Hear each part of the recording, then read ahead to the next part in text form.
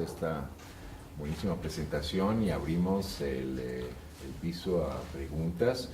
Les pido el favor de que se identifiquen antes de hacer cada una de ellas. Entonces, ¿quién quiere comenzar?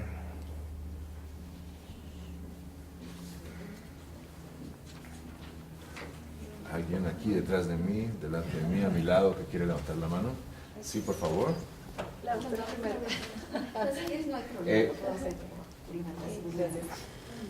en realidad en un comentario, conforme iba viendo tu exposición, me recordé muchísimo de ese documental de Shoah, donde te va explicando de una manera muy contundente, a partir de las entrevistas que va haciendo, cómo se construye socialmente el genocidio. Entonces, un poco lo que estábamos viendo aquí es cómo se construye la muerte de estos migrantes. Y la otra es que en mi cultura sospechosista, lo que te quería preguntar es ¿qué papel juegan? Sí, para los Zetas o para las redes delictuales, un migrante vivo cuesta más que un migrante muerto, porque tiene la posibilidad de cobrar ya sea a las redes de traficantes. Y la pregunta es, ¿a quién le conviene los migrantes muertos? ¿O dónde tienen valor? ¿Para quién tienen valor los migrantes muertos? Y yo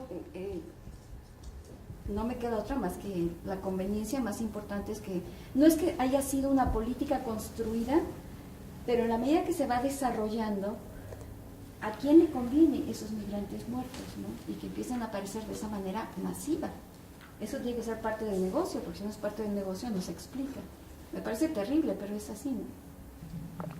¿Qué hacemos? Yo creo que recogemos varias preguntas. Muy lindo, candidata doctora. La pregunta es, ¿por qué la ausencia de esta temática en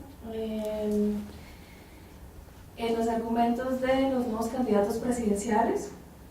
Y además, ¿cuáles son sus apreciaciones acerca de esta dramaturgia de terror, específicamente con los migrantes, como si se tratara de nuevo del otro y no de unas personas con familia, con aspiraciones, es decir, como una apreciación lejana de México hacia Centroamérica, hacia otros países y también hacia los mexicanos pobres, porque también acá hay una cuestión de clase específica, ¿no? Y también, perdón, para no pasarme demasiado, las políticas de desplazamiento forzado interno que México no parece precisar con este fenómeno nuevo que no corresponde tampoco a Colombia, pero sí en el norte, la frontera norte, desplazamiento forzado, pero también por vínculos con el narcotráfico.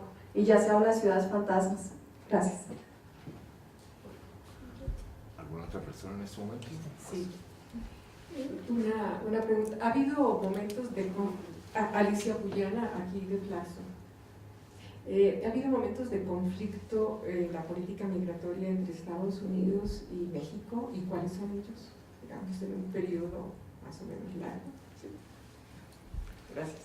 Y excelente presentación, aprendí mucho. Muchas gracias, Alicia. Doctor. Gracias. Bueno, el problema del migrante vivo y el muerto, ¿no? Es decir, aquí tenemos ahí otra zona de conflicto entre lo que es el tráfico de migrantes, que esa es una capa, ¿no? Con las redes delictivas de segundo nivel. Una de ellas es los Zetas, ¿no? Los Zetas es el único grupo que, digamos, empezó y ha diversificado sus actividades, mientras los cárteles son más monotemáticos, solo están en drogas, ¿no? El asesinato de los migrantes que han ocurrido, sobre todo en el norte del país, y es Tamaulipas, ¿no? Se debe a que Tamaulipas es el único estado que tiene más garitas con Estados Unidos que los otros estados mexicanos con Estados Unidos. Eso quiere decir que del millón de personas que cruzan al día en promedio México-Estados Unidos, el mayor volumen pasa por Tamaulipas y el mayor número de transportes terrestres pasan por Tamaulipas. Y si sabemos que los escáneres de Estados Unidos, en el mejor de los casos, se aplica al 8% del total, entonces tenemos un margen amplísimo para que de manera legal puedan meter toda la mercancía que quieran de manera ilegal por las rutas. Bueno, eso ha llevado que si México es la antesala de ingreso de todos esos flujos a Estados Unidos, Tamaulipas es, digamos, el foco más caliente de todos los intercambios. Por eso ahí está ocurriendo eso. Ahora, eso sirve para explicarnos que, para empezar, los grupos, cárteles de la droga y zetas, no tienen un control absoluto de un espacio territorial, sino que se pelean todos los lugares en el país. Y en el caso de Tamaulipas se pelean, no digo calle tras calle, pero sí pueblo tras pueblo. Entonces, cuando pasa el transporte con migrantes, sea un autobús, ¿no?, o cualquier otro, ahí la lógica, ¿estás conmigo o estás en contra de mí? Si alguien pasa por mi territorio y yo dejo pasar a gente joven de los 14 a los 50, y no crean que ya me escapé, sino que los de más de 50 no tienen muchas posibilidades de ser útiles, ¿no? Entonces, o te quedas conmigo y me ayudas de alguna manera, o te mato, porque dejarte pasar significa que el que está atrás de mí te puede convencer o te puede obligar a que al rato le sirvas a él en contra de mí. Por eso lo mato. Es decir, en ese sentido tenemos dos conflictos. Primero, las redes tradicionales de coyotes entraron en crisis al ser subordinadas por una instancia superior que los obliga a pagar un monto por cada migrante. Pero después, cuando entran al espacio territorial de conflicto álgido, ahí ya no es la lógica del traficante, es la lógica de zetas contra cárteles, ¿no? Y entonces ahí ya no importa si está vivo, está muerto ahí, es decir, no importa que esté o no migrante, lo importante es a quién le va a servir esta persona, sea migrante nacional o extranjero. Perdón que haya sido tan extenso, pero si no, no se iba a entender. ¿Sí?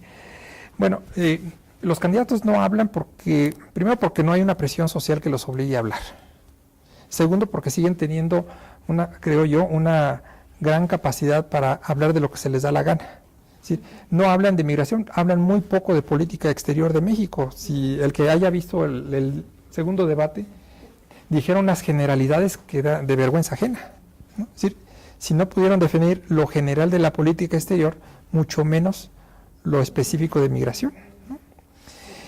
Y el tema de los desplazados, bueno, no hay ninguna voz oficial u oficiosa que se atreva a hablar de que hay desplazados en México, ¿no? Es decir, para quienes hacemos investigación social, tenemos también nosotros una tarea pendiente.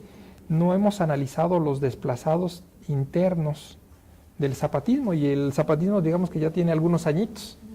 Si eso no lo hemos analizado, ¿qué pasa con los temas más candentes de vida o muerte, como puedan ser los de ahora en Tamaulipas? Y no solo ahí, también tenemos en algunos otros lugares como Michoacán, tenemos migración interna forzada por conflictos en grupos locales en Michoacán, en Guerrero, en lugares, y no solo en la frontera norte, ¿no? Y lo de los conflictos México y Estados Unidos, bueno, México y Estados Unidos han tenido diferendos, ¿no? Es decir, una cosa es de que después del Acuerdo de Libre Comercio, tu gran tema, colega, amiga, el tema migratorio fue subordinado y fue, la política migratoria de México tiende a coordinarse cada vez más con la de Estados Unidos, con los criterios de Estados Unidos, ¿no? Y ciertamente una de las primeras medidas que tomó cuando el flujo fuerte de centroamericanos, porque los ecuatorianos llegan tardío, llegan en el periodo de los años 90, ahora los ecuatorianos llegan tarde, ¿no? Pero los primeros que llegan son los guatemaltecos, los hondureños, los salvadoreños, fundamentalmente los nica un número menor, cuando llegan a Estados Unidos dice, bueno, como vienen por México, te los regreso a México. Y México lo que hacía, llegaba a Guatemala y dice, bueno, Guatemala pasaron por tu lado, te los doy a Guatemala, ¿no? Sí, lo que hacían era una especie de juego de ping-pong, ¿no? Porque pasaban como podían al norte, el norte se lo regresaba el del medio al del más al sur, y el del más del sur, que es Guatemala, sin tener los recursos y demás, los dejaba libres. Ahí mismo, en Tecúnuman, ¿no? O en algún otro lugar. Ya los migrantes tomaban fuerza o ahí mismo se regresaban y volvían a subir. Entonces lo que empezaron a hacer es hacer envíos directos. Por ejemplo, la Mara Salvatrucha, ese es un ejemplo, ¿no? Los meten en aviones, en charters y los llevan directamente a El Salvador. Otros grupos a Honduras, otros... Sí, pero Estados Unidos no tiene una economía para estar mandando a todos los migrantes por avión.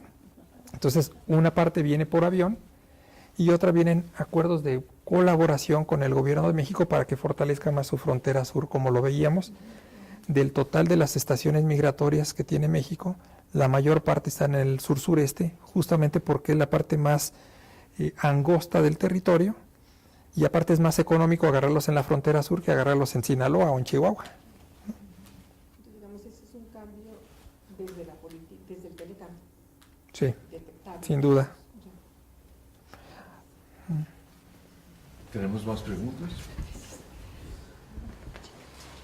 Gracias. Cecilia Gallet, de aquí de Flaxo, México. Te agradezco mucho, Rodolfo, la presentación muy interesante en estos temas tan difíciles en donde se mezclan procesos antiguos con problemas muy actuales, ¿no? Como el de la delincuencia. Yo te quería hacer una pregunta sobre la dificultad de combinar agendas diferentes. Respecto, tú proponías renovar la participación del Estado en el control migratorio, ¿no?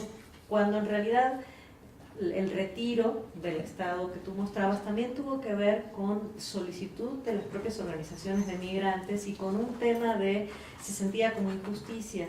Estamos pidiendo que los migrantes indocumentados en Estados Unidos tengan plenos derechos y demás, y por otro lado no se los estamos dando a los migrantes indocumentados que vienen de la frontera, digamos, de los países más allá de la frontera sur de México, ¿no? Entonces, había una solicitud de las propias organizaciones de migrantes de ser tratados de otra manera, ¿no? Y entonces, la pregunta es, ¿cómo combinar un regreso del Estado en el control migratorio sin regresar a eso que también había sido objetado y había sido tomado como una injusticia? O sea, ¿cómo no podemos volver al pasado? Entonces, ¿cuál es la propuesta que tienes para el regreso entonces del Estado en relación con los migrantes indocumentados?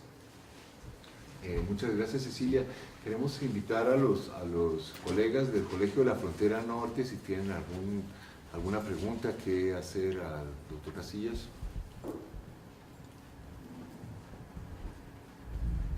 Mi nombre es Yolanda Silva, del doctorado aquí del colegio. Yo tengo una pregunta. Dentro de estos desafíos que planteaba el maestro Rodolfo, se decía que había que inhibir las redes delictivas que estaban agrediendo a estos migrantes.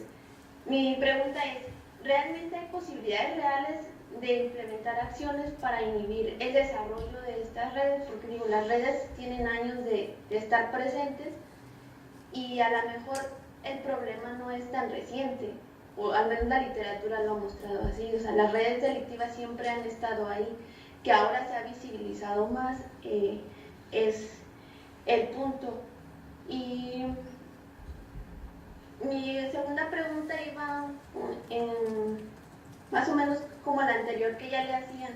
Si la presencia del gobierno, del Estado, la regulación de los flujos migratorios también ha sido problemático, porque sabemos que hay denuncias de funcionarios involucrados en agresiones contra migrantes y violaciones a sus derechos humanos, y el retiro del gobierno en la verificación y el control cerca de los albergues y todo esto también fue problemático. Entonces tenemos que buscar un punto medio o ¿O qué, para dónde tendríamos que pensar una posible solución?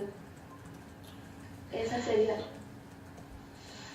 Muchas gracias. Otra pregunta. No serían todas por parte de COLEF. Ok, muchas gracias. Aquí tenemos una. Muchas gracias. A ver, no sé si voy a ir un poco más lejos de lo debido de lo que ibas a decir. Ya soy Molinet de Flaxo. Si nosotros hiciéramos una conjetura, hay relaciones internacionales y no hay política exterior. Sería una conjetura razonable. Por lo tanto, nosotros no estamos gobernando, es decir, el tipo de gobierno al que asistimos no es un gobierno que esté fundado en lo que antes se llamaba el bienestar o en la política económica.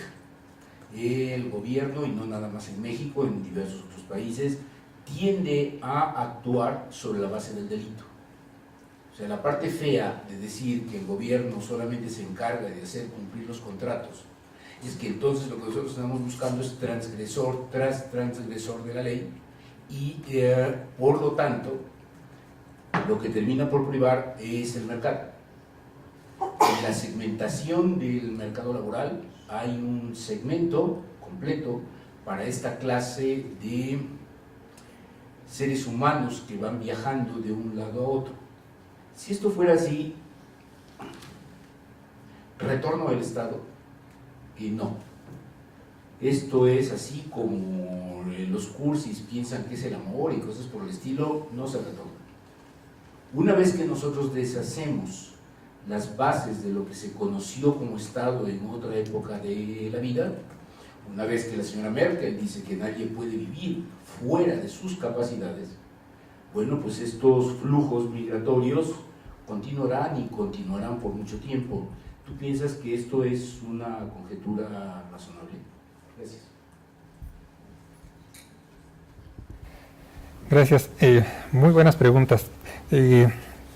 Miren, para empezar, el problema de que tratemos bien a los migrantes del sur para que traten bien a nuestros migrantes en el norte es un problema ético y la política, la realpolitik no se guía por la ética de este tipo. Entonces, Estados Unidos no va a tratar mejor a nuestros migrantes porque nosotros tratemos mejor a los centroamericanos. Nunca, no les preocupa, nunca lo han hecho ni lo van a hacer, ¿no? Entonces, por ahí no va la cosa, ¿no? Es decir, van a tratar mejor a nuestros migrantes mexicanos en Estados Unidos cuando México tenga la capacidad de negociar con sus propios recursos que atiendan mejor a sus migrantes. Y si tratamos bien o no a los centroamericanos, no conmueve su corazón, ¿no? No va por ahí, ¿no? Basta ver los debates en la Cámara, en el Congreso, en Estados Unidos, y verás que por ahí no les preocupa. Yo alguna vez lo estudié, cuando estudié cómo se hacía la política migratoria en el Congreso de Estados Unidos. Les interesa su gente y su relación con México. Ahora, Estados Unidos, y esta es una parte muy interesante, Cecilia, con lo que planteabas, para Estados Unidos el tema de la migración internacional es un problema doméstico, ¿no? Porque es un problema doméstico que tiene que ver con su seguridad y que tiene que ver en la lógica no solo de los gobernantes, sino de los ciudadanos, con el uso del presupuesto público que se pueda destinar a la obra pública, salud, educación, alumbrado, transportes, y es en donde, a pesar de que hay mucha investigación que demuestra que los migrantes también contribuyen al fisco en Estados Unidos, sigue prevaleciendo la idea de que vienen estos migrantes a consumir lo que nosotros pagamos con nuestros impuestos. Y eso no se ha cambiado en esa percepción de los ciudadanos estadounidenses y de los gobernantes estadounidenses. Por eso es un problema interno. México sigue pensando que es un problema binacional, ¿no? Y Centroamérica sigue pensando que es un problema binacional, pero con Estados Unidos. Se brincan a México, ¿no? Y de México espera nada más que los deje pasar. Total, no se van a quedar en tu casa, déjalos pasar, ¿no?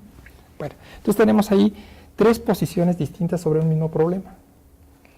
No quiere decir que todo el mundo tenga que pensar igual para llegar a un acuerdo. El problema es de que no han logrado cómo llegar a ese acuerdo.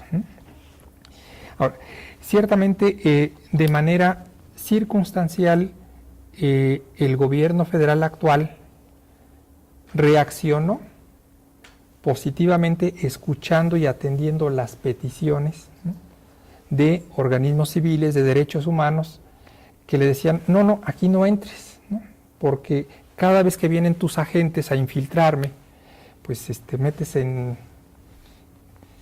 situación delicada a mis migrantes, ¿no? El problema es de que el sacerdote está pensando en buena fe, ¿no? Este es un espacio de buena fe humanitario, donde todo el mundo, el que entre, lo voy a tratar bien, que descanse, que coma, se bañe, se vista y siga su camino. El problema es de que en la medida en que estos espacios humanitarios perdieron cualquier tipo de relación con las instituciones de cualquier tipo del gobierno de México, se volvieron en espacios de la impunidad. Por eso podían entrar los coyotes tradicionales, meter a sus pollos a que descansaran ahí, ¿no?, se los alimentaran, se los bañaran y después se los seguían llevando y ya el coyote ya no gastaba tanto, o entraba a buscar pollos para llevar. Y eso lo aprendieron también los grupos delictivos, dijeron, bueno, pues si lo hacen los coyotes, ¿por qué no lo voy a hacer yo? Y es entonces cuando empiezan a meter a su gente para encontrar los que son secuestrables, ¿no? Y lo hacían de una manera impune porque no había la posibilidad de que ninguna autoridad hiciera algo ahí, ¿no? Yo, si dejé una mala impresión, me gustan sus preguntas porque me permiten aclarar lo que yo no quise decir. Y mucho menos que lo haya dicho de manera textual. Yo no estoy hablando de un regreso al pasado, ¿no? Yo por eso lo formulé así. Lo que se necesita hacer es perfeccionar la presencia del Estado en el tema migratorio. Una lectura posible es el regreso al pasado. Otra es vayamos al futuro.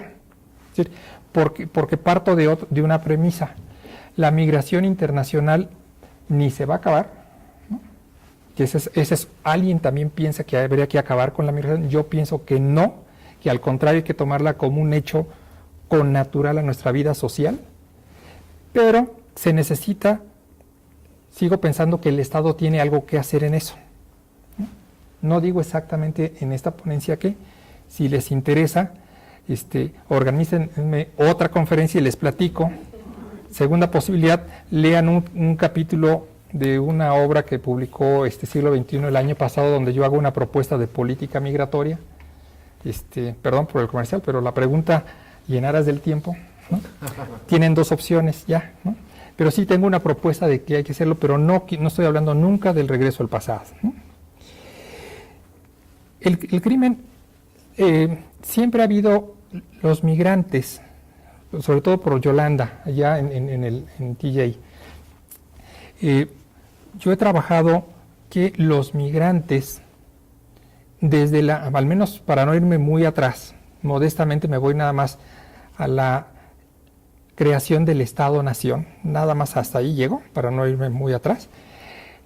Cuando creamos la otredad nacional, una de las partes complicadas es que construimos la otredad nacional nuestra de manera positiva, resaltando los elementos que nos son más agradables.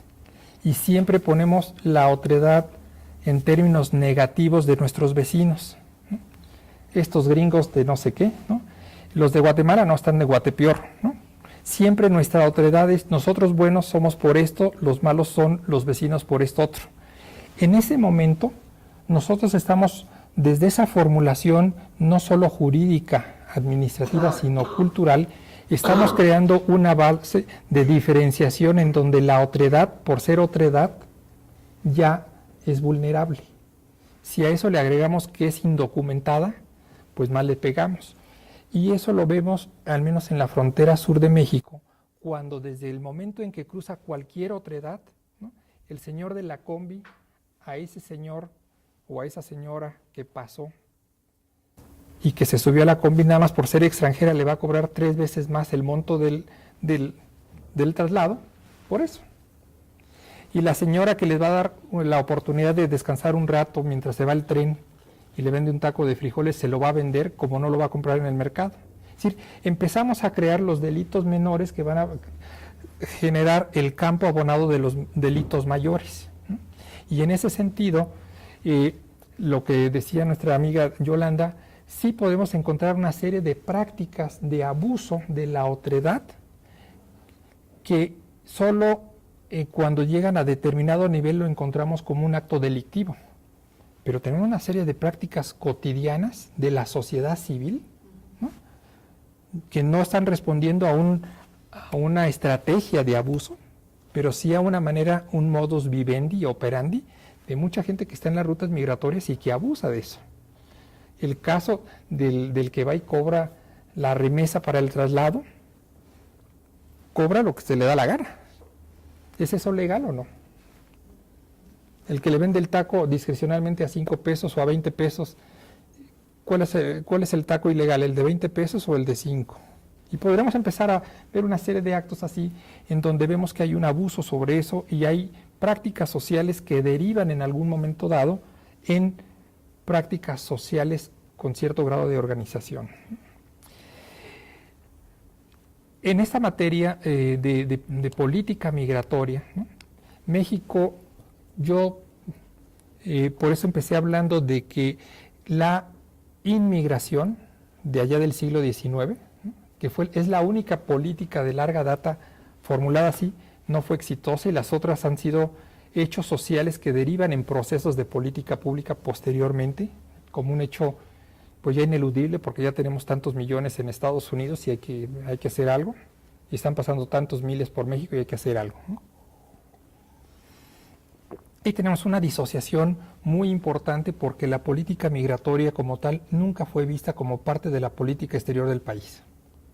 Por eso tenemos un conflicto histórico entre lo que es la CEGOP, que ve política interna, y lo que es Cancillería, que ve política externa, ¿no? Tenemos ese problema. Por eso digo que tenemos que, no solo desde el Estado, voy a ampliarlo, por eso hablaba yo desde la academia, tenemos problemas para ensanchar nuestras plataformas analíticas, ¿no?, y empezar a vernos como parte de un mundo que tiene cada vez interacciones más fuertes, y en ese escenario en donde yo digo México está haciendo la antesala, y es una antesala que no se acaba este año, sino es de larga duración, y por lo tanto hay que formular una política migratoria que lógicamente vaya de la mano con una política exterior de México. ¿Cómo me relaciono con el mundo? No entro en más detalles por razones de tiempo, pero un cafecito, Jonathan, y le seguimos. ¿Tenemos más preguntas?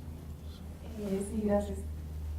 De la medición que se hace de los asesinados acá en México en esta época, de 50.000 a 60.000 en los medios de comunicación y más o menos 10.000 desaparecidos. Si se sabe cuántos de ellos son migrantes, qué procedencia tienen y qué género también tienen, o las cifras pueden oscilar y no sabemos. Buenas tardes, Florida Guzmán de Flaxo. Bueno, primero felicitarte por esta presentación, que en verdad aprendimos mucho y que a mí me hizo reflexionar por el tema que yo he estado trabajando en las últimas fechas, y en función de eso voy a hacerte esta pregunta. Yo trabajo con jornaleros agrícolas y este tema, que pareciera que solamente está tocando a los migrantes, también está entrando ahí y con bastante fuerza. En términos de esta coexistencia de diferentes grupos delictivos con niveles gradientes, y tú hablabas de un segundo nivel. Yo te preguntaría, ¿cuáles serían el primer nivel, el nivel más bajo? Y lo que más me está llamando la atención, que alguna vez yo lo pensé también, es esta parte de la localidad, esta parte de los habitantes comunes, que a veces actúan de buena voluntad y que podría inclusive plantearse como una práctica de humanitaria. Pero ¿cuál es la frontera entre lo delictivo y la buena voluntad? Porque finalmente cuando tú vas a las localidades ves que esa buena voluntad se expresa en dar un alimento, un apoyo, pero con un costo relativamente alto, ¿no? Entonces, ¿hasta dónde llega, dónde está esa frontera? Y sobre todo bajo el marco de la ley de trata, que abre el espacio así muy amplio para decir que cualquier persona que la colabore está cometiendo el delito de trata, ¿no?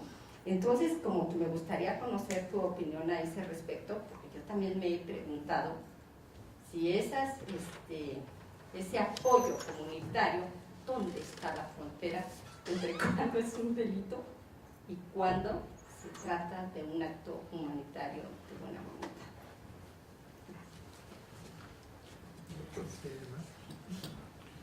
Una última pregunta. ¿En el COLEF? Sí. Hola, mi nombre es León Felipe Telles, soy estudiante de la maestría en el CIESAS DF. También quiero felicitarte por la exposición. Yo quisiera preguntarte sobre las metodologías y las técnicas de investigación en cuanto a esto que denominas los desafíos académicos. Lo pregunto porque me interesaría saber cuáles son los ejes que se han avanzado en este tema aquí en la Flaxo o en otras instituciones, pensando en que, bueno, por ejemplo, nosotros que somos estudiantes de CIESAS de Antropología Social, estamos por salir a campo, e independientemente del tema de investigación que tengamos, pues es una preocupación constante el tema de la seguridad personal en cualquier contexto, ¿no? Entonces, esa es mi pregunta. Gracias. Bueno, no hay datos sobre... El gobierno mexicano tiene un pequeño problema. No muchos, nada más en esta materia. No tiene datos. No tiene, es decir, a lo mejor, es más, si junta... una cosa es de que hayan conciliado las cifras de la PGR con los de seguridad pública, con el ejército, con la marina, y que del cotejo de los registros de cada dependencia se haya llegado a un acuerdo, ¿no?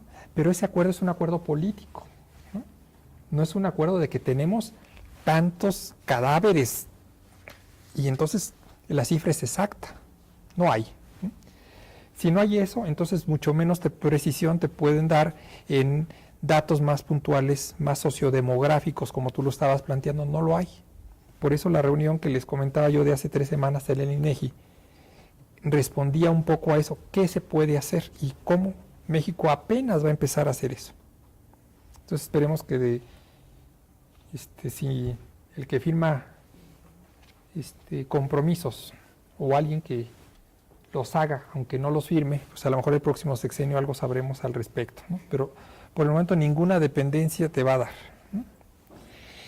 Esto de que si son primer nivel y segundo nivel, bueno, yo estaba partiendo más de lo terrenal a lo superior, es decir, lo más pegado a la sociedad, ¿no? Son, por ejemplo, las redes de traficantes, y antes de eso yo hablaría de coyotes y polleros que tienen algunos de ellos connotación más de relación consanguínea, social, del pueblo, y no necesariamente son estructuras mercantiles, ¿no? Sino que muchas veces son del mismo pueblo, son de la familia, y empiezas, bueno, pues tú me llevas o me orientas y te doy algo, ¿no? Entonces empezamos ahí a ver formas de solidaridad no comerciales hasta la formalización impersonal de formas contractuales en donde ya serían los traficantes, en donde no necesariamente está mediando la relación de la persona, de la sangre, de algún vínculo social, ¿no? Esas para mí serían estructuras más de primer nivel, ¿no? En donde hay mediaciones muy en el sentido de Norbert Elias, es decir, nuestro proceso civilizatorio es en la construcción de mediaciones entre lo más primitivo y lo más moderno, ¿no? Entonces, ahí tendríamos una primera gama de mediaciones sociales. La segunda, la más terrible, es la incursión de estos. Los Zetas es una red de redes delictivas, en donde el armamento, ¿no?, ya tiene algo que ver, y entonces va a subordinar a los actores tratantes para que el pollo, el migrante, sea el que a final de cuentas le pague a las dos instancias superiores, ¿no? Pero el traficante, que antes era el protagónico, ¿no?, pasó a ser subordinado. Hay un cambio cualitativo en su rol social, ¿no? Bueno, es ahí en donde tenemos ya una incursión distinta, al menos de estructuras organizadas, ¿no? Aquí tenemos una segmentación, los Zetas tiene dos estructuras, una la más militar, que son los que nombran jefe de plaza, pero luego tienen una que son las franquicias, ¿no?, que son las que le venden a los grupos delictivos locales, ¿no?, para que usen su nombre, pero les paga algo por la franquicia. Bueno, esos Zetas locales tienen la libertad de organizarse como quieran y actuar como quieran, siempre y cuando no vayan en sentido opuesto al estratégico, ¿no? Y esos son los que ustedes ven en el periódico, que agarraron a 20 Zetas, así, sí, pero son los locales, no son los estratégicos, ¿no? Por eso esos caen con mucha facilidad, ¿no? Ahí lo que están haciendo nuevamente son mediaciones sociales, ¿no? ¿Sí? Ahora, si vamos por el otro lado, por la parte de la solidaridad 100% a la solidaridad diluida, ¿no?, o comercializada, en tanto que son prácticas sociales que se vuelven comunes, ¿no?, empiezas a perder la posibilidad de diferenciar con nitidez cuando una cosa es una y cuando la otra, o cuando esa mina empieza a ser otra, ¿no? Es decir, el proceso de naturalización de esos abusos, ¿no?, ya tiene tanto tiempo, son procesos de lenta maduración, ¿no?, que entonces pierde su connotación de abuso o de delito, en tanto que quedan en el ámbito de, bueno, pues sí, es una solidaridad que me cuesta algo, ¿no? Incluso el propio migrante lo asume como un costo necesario y no necesariamente lo ve como un abuso de la otra parte, ¿no? Entonces ahí tenemos también un espectro de análisis amplísimo, porque vemos cómo las zonas compartidas empiezan a ensanchar mucho más amplio y no tenemos procesos polarizados, ¿no?, que nos permita hablar con nitidez. Aquí tengo una cosa y acá tengo otra. Las zonas grises se han ampliado, ¿no? Sobre la cuestión de las metodologías, bueno, aquí tenemos un desafío enorme, todos, ¿no? Lo más recomendable, yo creo que es, primero, cuando uno sale a campo, uno tiene que conocer cuáles son los actores que uno está buscando. Es decir, me resulta un poco complicado hacer un recetario de 5 o 6 cosas, porque pueden sonar muy inflexibles, muy rígidas, ¿no? Y lo mejor es tener un buen acompañamiento de quien sí ha hecho trabajo de campo realmente, ¿no?, tiene cancha, y te empiece a pasar el know-how, cómo empezarlo a hacer. Y hay que empezar con los más facilitos para luego llegar a los más complicados, ¿no?, como por ejemplo en el caso de trata. Cuando yo hice el libro de trata, bueno, yo nunca pensé que un día iba a estar a las 3 de la madrugada frente a una persona que a eso se dedica, yo haciéndome pasar como un interesado en la materia y el señor presentándome todo el menú de opciones de cuántas mujeres quieres, las quieres para cualquier cosa, tu imaginación sexual, quieres drogas, quieres cuerpos de seguridad, quieres alcohol, quieres un departamento, quieres una finca, quieres película, quieres fotos, todo tiene un precio, ¿no?